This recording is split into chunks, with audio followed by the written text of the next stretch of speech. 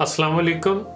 हनीफ समाना साहब ने खूब लिखा है कि एक बूढ़ा बाबा पसीने में शराबोर दुकान में दाखिल हुआ, अपने कपकपाते हाथ अपनी जेब में डाले और एक पुड़िया निकाली, उसे खोला।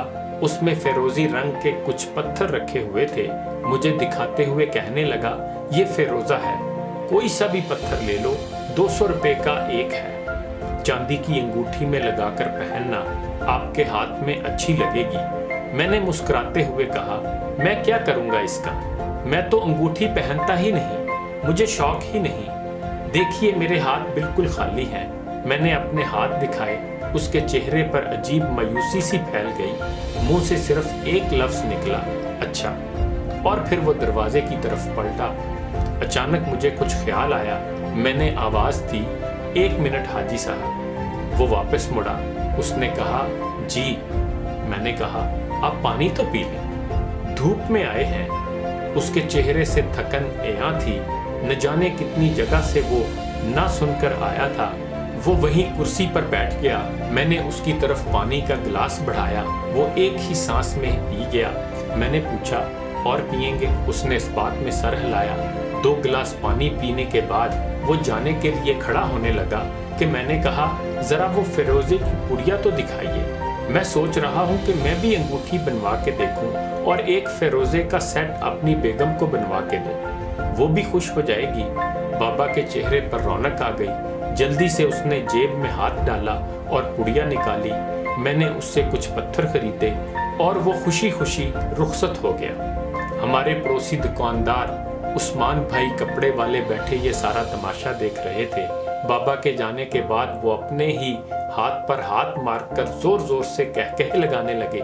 मैंने हैरत से उनकी तरफ देखा। क्या हुआ उस्मान भाई? मैंने पूछा।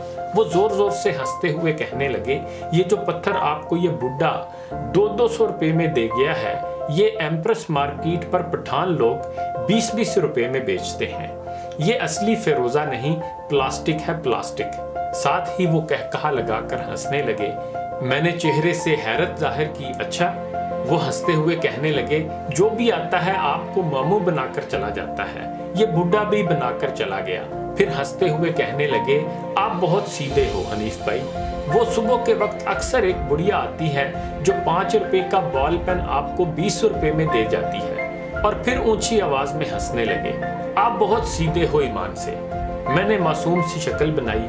क्या करें उस्मान भाई, ये सीधापन तो हमारे डीएनए में है, बाप दादा सब सीधे थे। मैंने मासूमियत से कहा। उस्मान भाई हंसते रहे, फिर कहने लगे, मगर आजकल का दौर इतने सीधेपन का नहीं, थोड़ी होशियारी जरूरी है, इस तरह तो लोग आपको खा जाएंगे।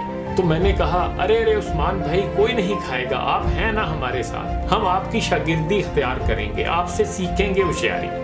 मैंने कहा तो उस्मान भाई का चेहरा खुशी से दमक उठा। 40 इंच का सीना 42 इंच का हो गया। खुदा जाने अंदर बुनियान का क्या हाल होगा।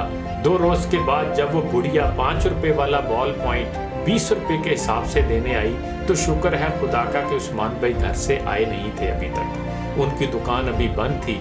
मैंने बुढ़िया से जल्दी जल्दी कुछ बॉल पॉइंट खरीदे और उसे रुखसत किया कि कहीं उस्मान भाई आ ना जाएं, वरना आज तो उन्होंने पूरी मार्केट के सामने मुझे अलल ऐलान बेवकूफ कहना था और सबने मानना भी था।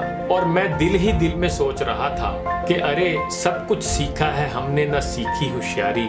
सच है दुनिया वालों कि हम हैं अनाड़ी। हनीफ समाना ने बिल्कुल ठीक लिखा है और मेरा भी यही ख्याल है कि हम चाहे भीख मांगने वाले सेहतमंद बच्चों और बड़ों को भीख ना दें ताकि उनकी हौसला शिकनी हो और वो मेहनत मजदूरी की तरफ आएं, लेकिन कोशिश करें कि कोई छोटी मोटी चीज बेचने वालों से बगैर जरूरत भी सदका समझकर कुछ ना कुछ खरीद लिया करें, बल्कि जो कीमत वो मांगे उससे 2 गुना 3 गुना 4 गुना ज्यादा कीमत अदा कर दें और सदका की नीयत कर लें। इसी तरह सिग्नल्स पर गाड़ियों की विंड स्क्रीन साफ करने वालों, फूल बेचने वालों, पेंसिलें और मास्क बेचने वालों, सफाई के कपड़े बेचने वालों को भी मायूस ना करें। रेस्टोरेंट वगैरह जाएं तो वेटर को टिप जरा ज्यादा दे दें। اور صدقہ کی نیت کر لیں۔ گاڑی یا بائک میں پیٹرول ڈالنے والے یا ٹائروں میں ہوا بھرنے والوں یا مسجد کے ٹوائلٹ صاف کرنے والوں، مسجد کی خدمت کرنے والوں کی کسی نہ کسی بہانے صدقے کی نیت سے مدد کر دیا کریں۔ یقین کریں یہ نیکیاں برکت بھی لائیں گی اور دلوں کا سکون و اطمینان اور روحانی خوشیاں بھی۔ انہی گزارشات کے ساتھ اجازت چاہوں گا۔ اپنا خیال رکھیے گا۔ اللہ حافظ۔